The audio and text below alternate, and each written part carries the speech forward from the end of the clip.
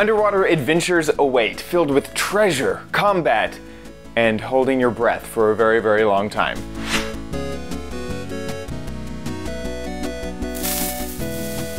Hello and welcome to OMGcraft. I'm your host, OMG Chad. This is the show that'll make you a Minecraft expert in no time.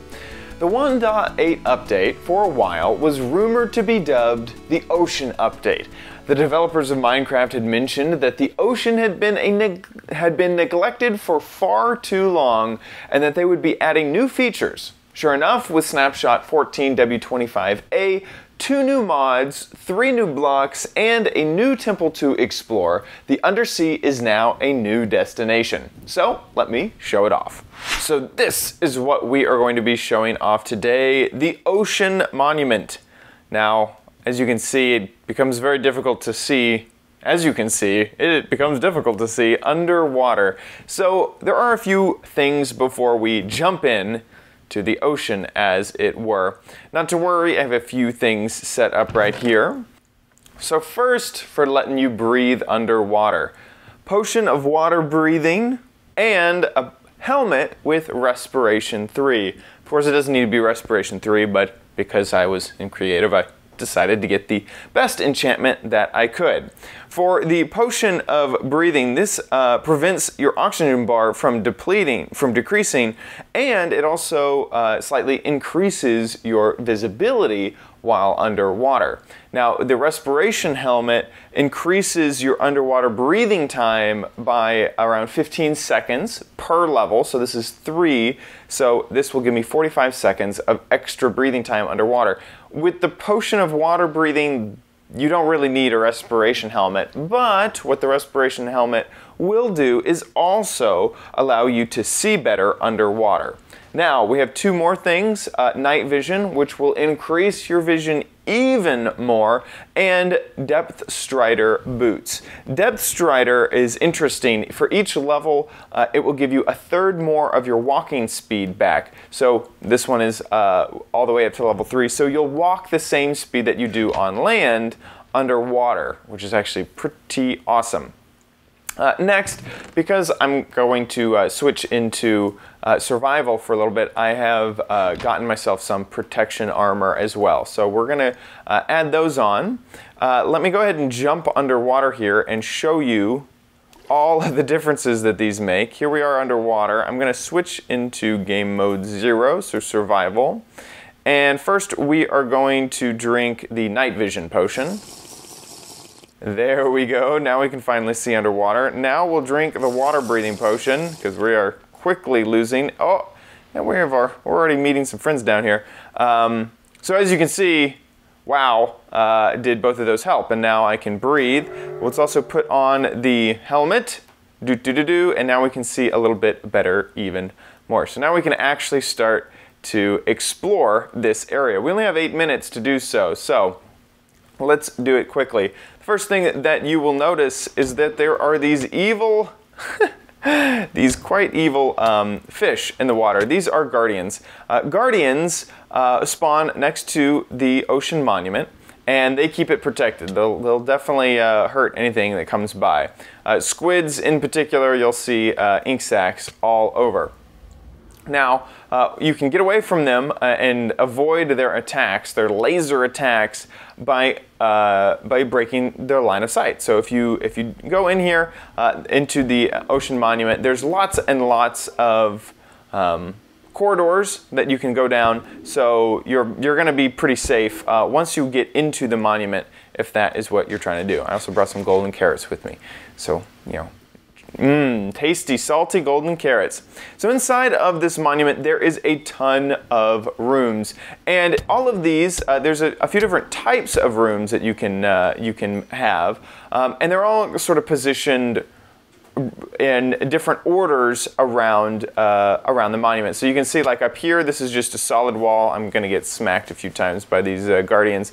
But up here, there's a hole, and you know this wall leads over to here, and sometimes they make sense and sometimes they don't. Sometimes you'll find rooms that have sponges in them, sometimes you won't. So the placement of the rooms is random, allowing a lot of these to be spawned in them to be random all over. There's also some new blocks around. You can see just kind of by looking. This is a sea lantern, which is kind of nice. Hey, buddy boy, let me break the line of sight here. Sea lanterns are new, and then all of these things. And let me just go ahead and go into game mode 1 here, because there's no real reason for me to do that. Prismarine blocks you have prismarine blocks, and then you also have prismarine. Now, prismarine is made with 4 shards, which we'll get later, and blocks are made with 9. There's also this last one, which is dark prismarine, and that one is made with ink sacs as well. Now, you may have noticed this big thing in the middle. This is our treasure. We're so excited to find this. It's actually pretty easy to find. It's one of the first things you see, and inside of here there are 8 golden blocks. I'm just gonna creatively destroy them, but there's 8 golden blocks. So this would be really, really useful if, say, you were doing something like UHC, where gold is very needed, or any other, you know, if you need gold, you got 8 blocks, which they all have 9 ingots each. That's a ton of gold. So not only can you harvest this area, but through exploring, you may be able to find some sponges. Now let's switch into game mode 3. This way I can clip through the walls, and we can also show you a little bit of what this looks like under here. Here's all of the different rooms.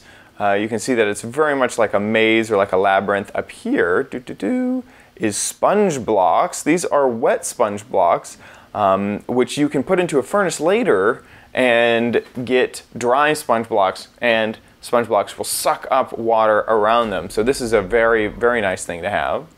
Also down here you can start to see, there we are, there's another mob inside of the Ocean Monument. This is the Elder Guardian.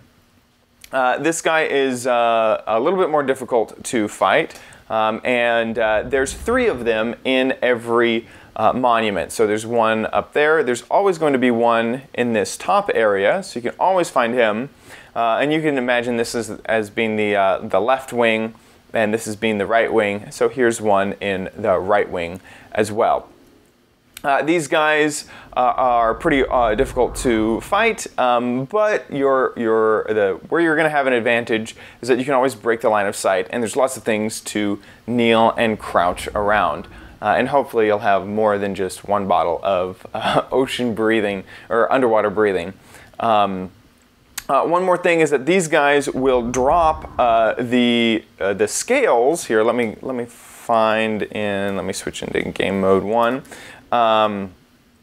The prismarine, there we are. What are these called? Crystals. The crystals can be put into a cross, sort of like this, and they will make the lanterns. So that is craftable. Here are the shards that all of these guardians drop, the Elder Guardians and just the guardians. These are used to craft the bricks and prismarine. Now, where do you find these amazing ocean monuments? Well, they are located in deep ocean biomes. And don't worry, if you've already loaded in your world before Minecraft 1.8 with all the new awesome generation, don't worry. Ocean biomes, ocean monuments can be spawned in existing chunks that have already been loaded with older versions of the game, as long as a player hasn't spent more than 3 minutes total in that area. So you're fine if you've already loaded in a little bit of ocean. As long as you didn't make it your house, it will still be able to spawn an ocean monument. That is it for this episode of OMGcraft. I hope that you enjoyed it. Make sure you subscribe at youtube.com/OMGcraft, and you can also give a like, a dislike, or a comment below. Thanks so much for watching. See you later. Bye.